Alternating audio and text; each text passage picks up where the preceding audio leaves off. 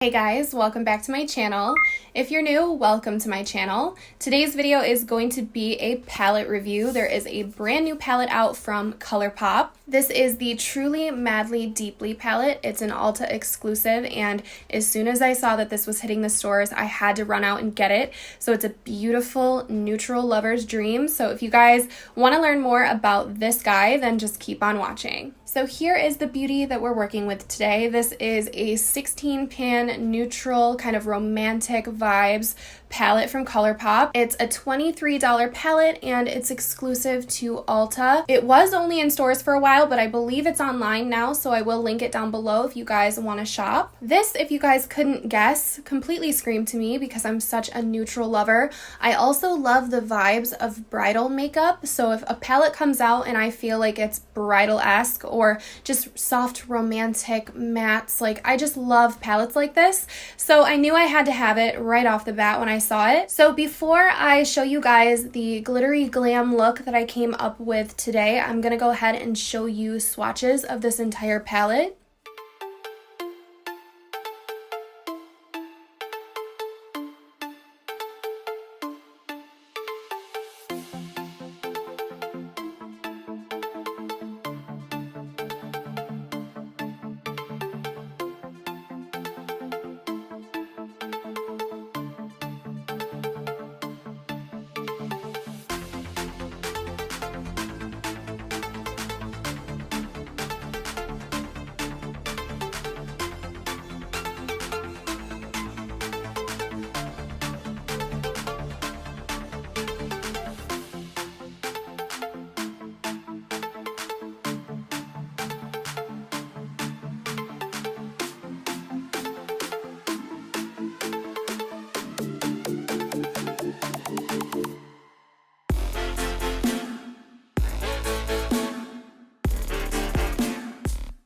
So I think in the swatches, some of these shades swatched better than others. I think some of them are so soft and muted that I expected them to pack a little bit more punch than they actually do, but it's kind of a good thing on the eye. I think this is going to be more for the minimalist when it comes to what you're thinking of a shimmer shadow.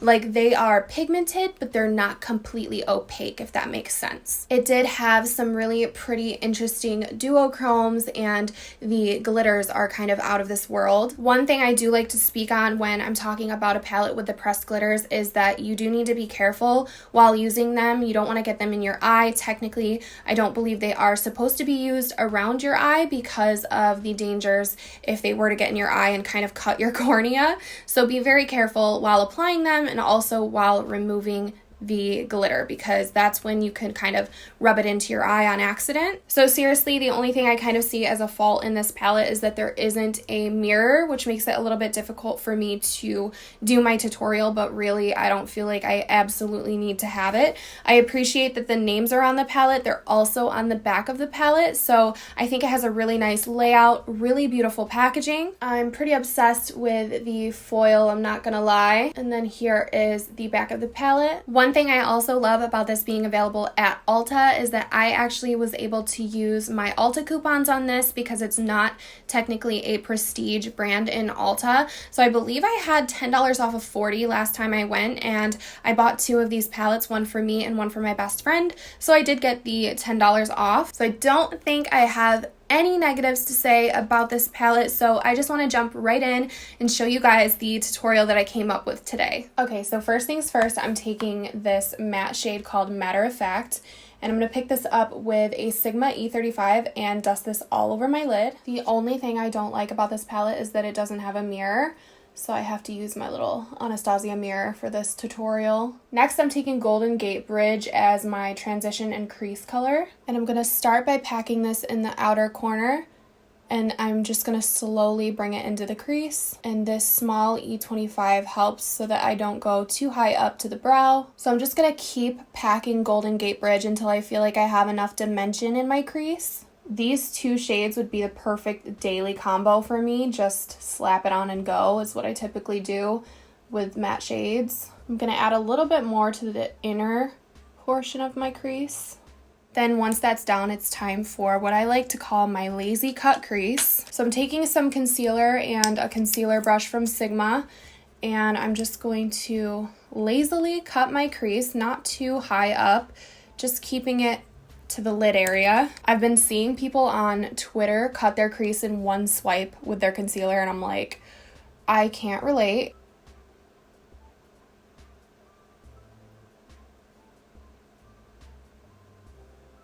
I can't do the one swipe thing. I call it a lazy cut crease because it really doesn't matter if it's not perfect. I'm going to cover it all up anyways. So I wiped off my brush. I'm going to go into the shade Sweet Dreams from this palette. This is the most beautiful champagne shade. It's so like muted, but it's just a perfect romantic shimmery color. And I'm taking the same brush and I'm just packing this all over the concealer. And it just has the most beautiful, almost golden peach shift to it. Then it's time for the pressed glitter. So I used the shade Renegade for this look. It's such a beautiful pressed glitter.